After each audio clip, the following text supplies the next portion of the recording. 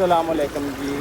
लहंदे तो चढ़ते पंजाब वाले लहंदे पंजाब वालों के सामने कोई त्यौहार हैगी है इंतहाई खतरनाक जड़ा फ्लड है जो साढ़े पंजाब के कुछ एरिए जड़े ने बड़ा मुतासर किया। यकीन करो सारे देहात डुब गए हैं, सिर्फ सिटी बचे ने उन्होंने। ये एक जलालपुर पीर वाला भी शामिल है, अलीकोट शामिल है और तशरीफ शामिल है। तो इतने जिधर भी तुम देखोगे चारों तरफ समंदर ही समंदर जो तुम्हें ना नज़र आएगा। इतने पहले कोई दरिया नहीं सीगा, कोई कुछ नहीं सीगा। ये सिर्फ फ्लड का पानी हैगा। इतने तुहानू जलालपुर शुजाबाद इतने काफ़ी जड़े एरिए ने मुतासर होए हैं, लेकिन गवर्नमेंट ऑफ पंजाब ने जिदा भी होया पॉसीबल होया उस तरह लोगों की सपोर्ट की हैगी है। लोगों को सेव किया, लोगों को सेफ एरिए से जोड़ा ना बचा रहे हैं। तो यह देखो ए सामने मैं तुहानू वो सूरत हाल दिखाना पाया। सामने आ देखो शुजाबाद उच शरीफ का इतने बोर्ड लगे आ। इतने बड़िया बड़िया जड़ियाँ बिल्डिंगां ने ना वो ए देख लो ए पानी दे विच खड़ियां ने। इत्थे अल मक्का फैमिली रेस्टोरेंट जिथे कि पहले इत्थे पानी सी, पहले इत्थे जिंदगियां सीगियां जड़ियां जी रही सी हर तरह नाल। ते इत्थे हर किस्म की फैसिलिटी सीगी, रौनकां सीगियां ते ठीक है, बाग सीगे, हर चीज़ां सीगियां। ते ए देखो इस पासे ए बिल्डिंग देखो पानी च किवें डुब्बी पई हैगी है। देख लो जड़ियां पहले जिंदगियां सियां देखो वो बड़िया बड़िया बिल्डिंगां जड़ियां ना वो डुब गई ने।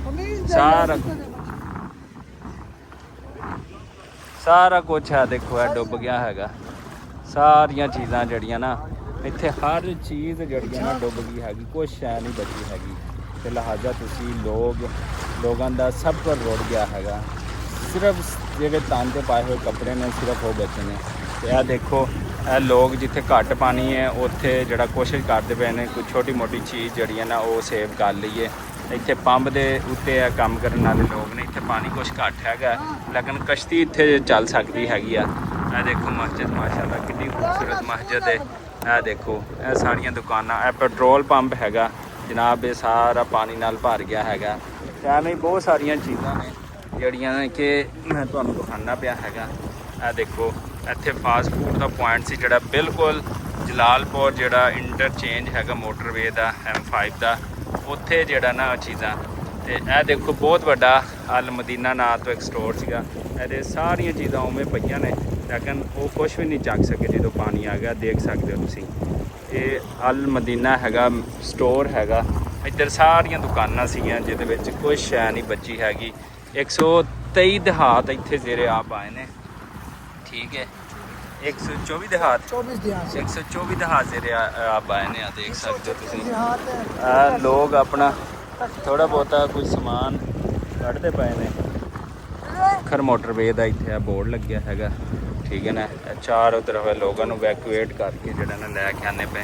इधर ए होटल सीगा, ए देखो शाहजहान होटल सीगा कितना खूबसूरत जड़ा कि हुण ही बनया सी। जलालपुर इंटरचेंज के बिल्कुल करीब हैगा। तो यह देख सकते हो ये खूबसूरत डिज़ाइन सी लेकिन ये भी पानी की नज़र हो गया। यकीन करो कि एक चीज़ नहीं बची हैगी इत्थे जिहड़ी कि तुहानू दस सकी असी। सामने मोटरवे जिहड़ी हैगी आ सी पैक है देखो पब्लिक उत्ते खड़ी है थल्ले सी पैक मुतासर होंदा पिया हैगा। ए थल्ले दा पुल है जिहदे थल्ले पारली साइड जलालपुर जिहड़ी ना डुब गई हैगी आ। उत्ते लोग खड़े ने देखो मोटरवे ते सारा इलाका तुसी जड़ा ना वो देख सकते हो। तो इन्होंने लोगों की मदद वास्ते निकलना हैगा जरूर इन्होंने जड़ा ना इनकी हेल्प लाजमी है। यह देखो ए सी पै के उत्तों गुजरता पाया यह पुल हैगा।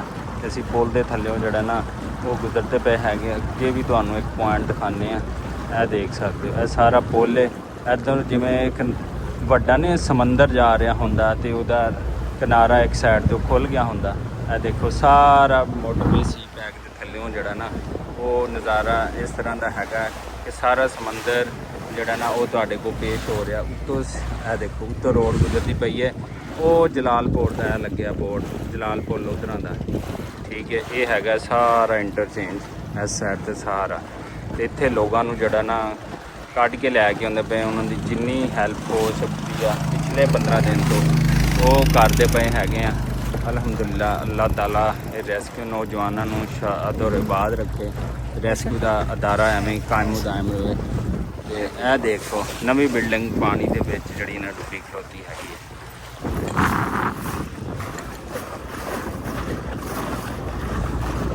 ਸਾਹਮਣੇ ਲੋਕ ਭਲਾਈ ਅਦਾਰੇ ਰੈਸਕਿਊ 112 ਦੇ ਨੌਜਵਾਨ ਖੜੇ ਨੇ ਤੇ ਇਹ ਦੇਖੋ ਕਿੰਨੀ ਜ਼ਿਆਦਾ ਲੋਕ ਇੱਥੇ ਆਏ ਖੜੇ ਨੇ ਆਪਣੇ ਪਿਆਰਿਆਂ ਨੂੰ ਲਿਆਉਣ ਵਾਸਤੇ, ਠੀਕ ਹੈ ਨਾ, ਕਿ ਉਹਨਾਂ ਨੂੰ ਮਹਿਫੂਜ਼ ਜਗ੍ਹਾ ਤੇ ਪਹੁੰਚਾਈਏ। ਤੇ ਸਾਹਮਣੇ ਵੀ ਬੇਸ਼ੁਮਾਰ ਬੋਟਾਂ ਲੱਗੀਆਂ ਖੜੀਆਂ ਨੇ ਲੋਕਾਂ ਨੂੰ ਬਚਾਉਣ ਵਾਸਤੇ ਆਈਆਂ ਖੜੀਆਂ। ਸਪੈਸ਼ਲੀ ਰੈਸਕਿਊ 112 ਦਾ ਬੜਾ ਕਰਤਾਰ ਹੈਗਾ ਇਨ ਤਮਾਮ ਮਾਮਲਿਆਂ ਦੇ ਵਿੱਚ। ਬਾਕੀ ਵੀ ਜਿੰਨੇ ਗਵਰਨਮੈਂਟ ਦੇ ਅਦਾਰੇ ਨੇ ਉਹ ਲੱਗੇ ਹੋਏ ਨੇ ਤੇ ਲਿਹਾਜ਼ਾ ਇਹ ਦੇਖੋ ਸਾਰੇ ਲੋਕ ਜਿਹੜੇ ਨਾ ਉਹ ਇੱਥੇ ਮੁਤਾਸਰ ਨੇ।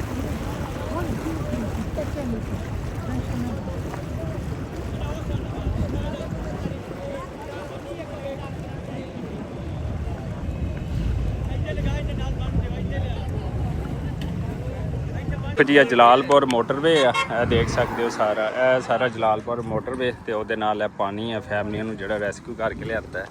ਇਹ ਦੇਖ ਸਕਦੇ ਹੋ ਸਾਰਾ ਮੋਟਰਵੇ ਹੈਗਾ, ਉਹਦੇ ਨਾਲ ਸਾਰਾ ਪਾਣੀ ਹੈਗਾ।